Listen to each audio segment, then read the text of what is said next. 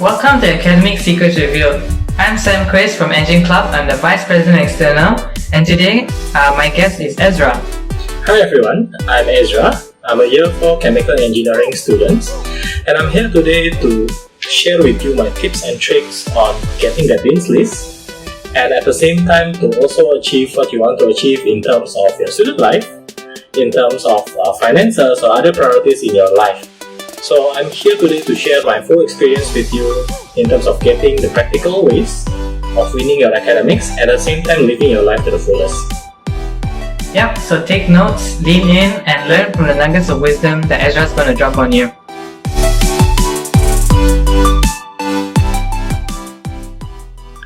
Today we'll be talking about a bit of Ezra's background, so we can give you some context as to who he is and his past experience, so that you have a little bit more knowledge about how you can apply his advice to your life. Okay, so we'll start off with some questions for Ezra. Alright, Ezra, so how did you start your journey in NUS? Oh, hi Sam.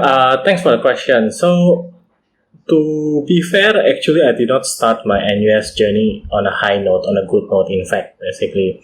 So, during JC, I actually received an overseas scholarship for university. It's actually not for NUS. And during NS, during my national service, there is some issue with my guarantor and some surety. And it leads me to not be able to sign the scholarships. And this leads me to a sudden change, in fact, a very last minute change to NUS. And in fact, that is a very tough time. In fact, not just because of the sudden change, it affects the financial, it affects the emotional, and a lot of things.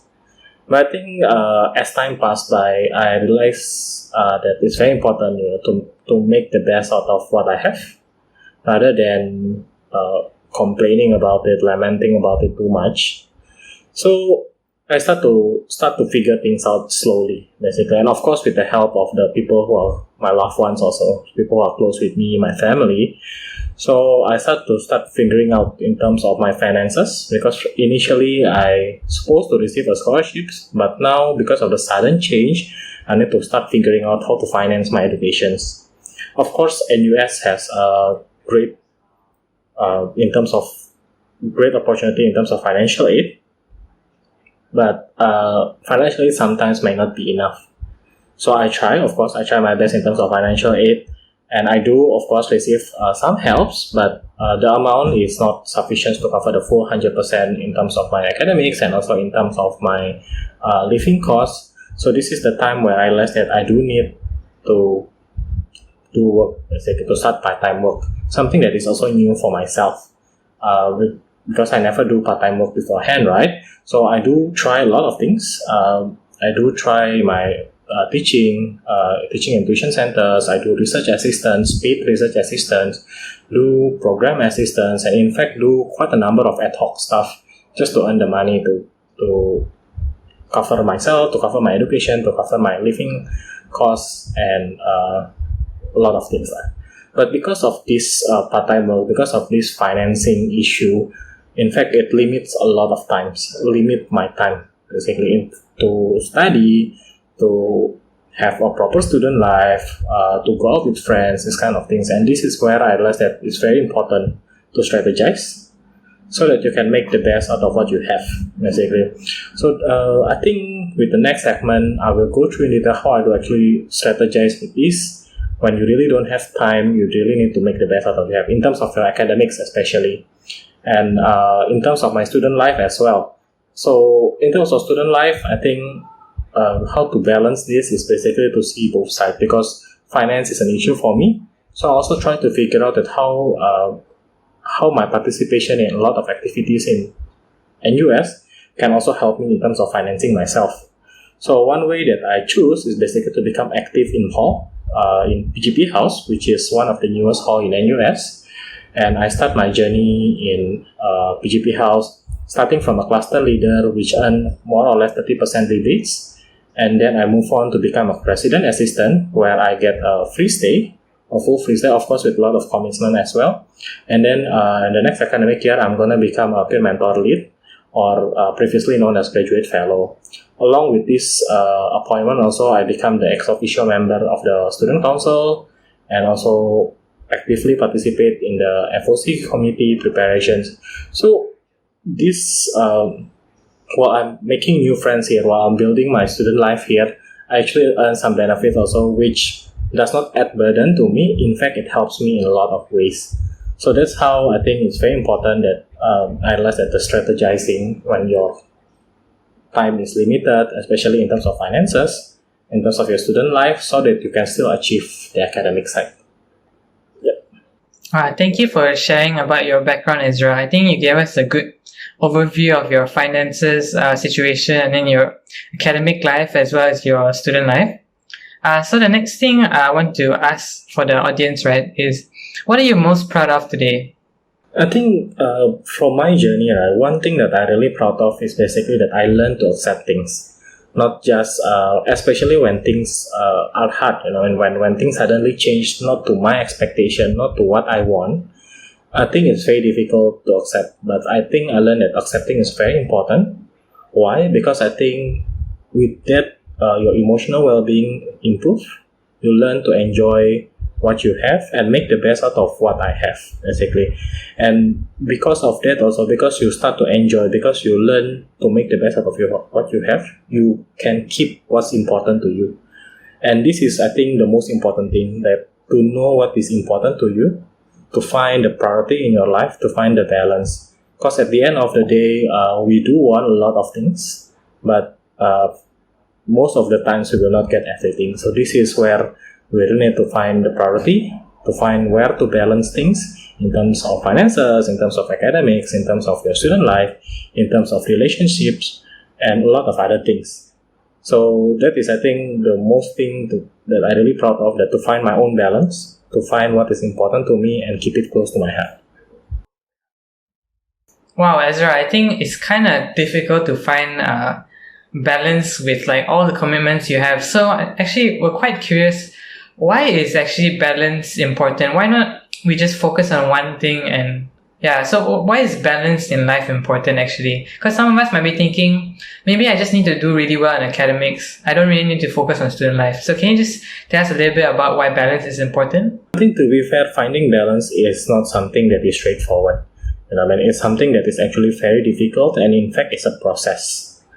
Finding balance is not something that is once you determine now, it will be static. It's actually a very dynamic thing. Your priority and balance actually do change with time, and you do need to accept it. You need to understand that when the situation change, your priorities also change with time, and to understand that everything is a process. And most importantly, why you really want to know your own balance, to find what is your priority, is to help you to go through your life in the US. Why? Because there's a lot of temptation here to just follow what your friends are doing, to just follow what is happening these days, and to really just do life as it is. Which is, I think, it's not wrong, to be fair, but I think if you just seeing and following the trends, following others without knowing what is close to your heart, it can be a very stressful life. You always feel left out. The FOMO, fear of missing out, which can be very toxic to your mental health. So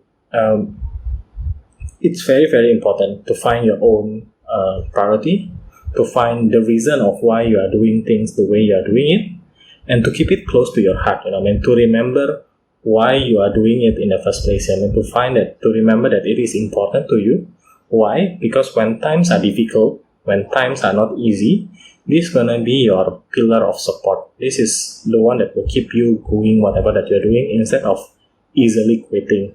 So when you join CCA and it's tough, if you don't remember the reason why you are joining it, chances are you're just gonna quit, which is not a good way, basically. So try to know, if you want to join something, figure out your reasons. Understand that it's important to you. Why is it important? And when things are tough, remember that. Remember why you chose that in the first place, and to continue to strive on, basically. So it's very important to have that. At the end of the day, your NUS journey can be really, really tiring, can be really, really demanding. So you really, really need to have your pillar of support to keep you have a good mental health, to keep you feeling good even when the time is difficult. And And even when time is good, enjoy the process because you know that it is important to you. Yeah, Ezra, I think you highlighted something very important. It's not just what we do, right? It's why we do it and who we do it with, as well as enjoying the process, which is like very important for us if we want to reach our goals. And you talk about excelling and you're like doing really well right now, right? So, but many of us might be wondering, were you always the kid who was excelling in the past? Like, some people are just born smart, right? And some of us have to like work hard from the start to become, to reach where you are. So, maybe the audience would like to know, were you excelling since the start of your journey? If you look at my NUS journey, it may seem like it in terms of my grades since the beginning of the journey, but it's not fair to just see it as it is. In fact, what you see in terms of my excelling, when people just see my grades, when people just see my result, it's just the tip of the icebergs. The important question is actually what's below, what it takes to go there, which is sometimes that's the thing that people don't see.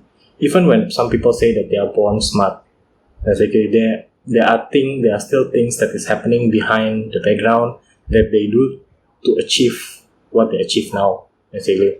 So to achieve what you want to achieve is actually, it takes time and it takes effort, basically. There is no shortcut to achieving what you want to achieve. If you feel that there is shortcut, I think you might want to really think about it again, whether what you are doing is really the correct or whether that achievement will give you the sense of satisfaction that you want. Because I believe that what really gives you the sense of achievement, what really makes you feel good at the end of the day is the time and effort that you spend on it. It's not so much on just the results, but the sense of the satisfaction that you get when you know that you're working hard on it and you get it. So work hard. Work hard is definitely the key. There is no shortcut. Not just work hard in terms of doing, but I think one thing that people always miss is also working hard in terms of your thinking, in terms of planning, in terms of really figuring out yourself, what you're learning, more than just doing tutorials. So the thinking part is also something that you need to think hard of why you are doing things and not just doing for the sake of doing. So when it comes to work hard, two things basically, both in terms of the thinking and also in terms of the doing. And then the next thing here is always appreciate the small milestone that you achieve. Why? Because I think life is a process, and if you just want instant gratification, just want something that is instantly give you, there is no such things. So enjoy that small milestone, enjoy the process, and so that you don't get stressed at the end of the day. I think that is very, very important, especially for your mental health these days. And remember, when things are hard, and things will definitely get hard at times, it will not be a smooth sailing journey. You do have times where you just flunk a test, but you just don't do well in certain things, and that's fine. It happens. It's not like to get your A does not mean that you need to get all your good grades in all the tests, in all the assignment, or those kind of things. In fact, that's not true, which we'll go look at it again in the next segment. But when things get hard, the important thing that you always need to remember is to remember your priorities, to remember your reasoning, remember why you're doing it in the first place, remember why you want to get that A, who is the reason, or what is the reason, or why you're doing it in the first place. That's very important questions, and that will help you go through the tough times rather than just focusing on getting a bad grade, basically. So it's very important, okay? Especially when things are hard, when things are not going the way you want it to be. And the last things that I think I learned from my journey here is basically to remember to not adding unnecessary stress.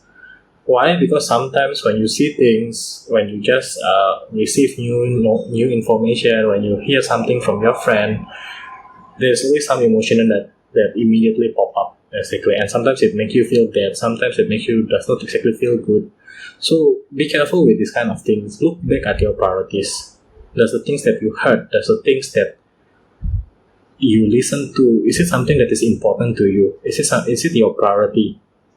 Or in fact, it's just something that is not even relevant to your life. Like for example, your friend is joining something, but you feel like you should join as well. Is it really your priority? If it's not your priority, don't add unnecessary stress to yourself. Life is your student life is already tough as it is. So remember, don't add unnecessary things. Don't add unnecessary stress to your life. Find what's important to you, and always remember what's your priority, what is important to you. I think that's very, very important, especially as you navigate through your freshman life, when things are still very unclear, when there's so many possibilities, when there's so many choices. To always know your priority so that you make the choices that you want.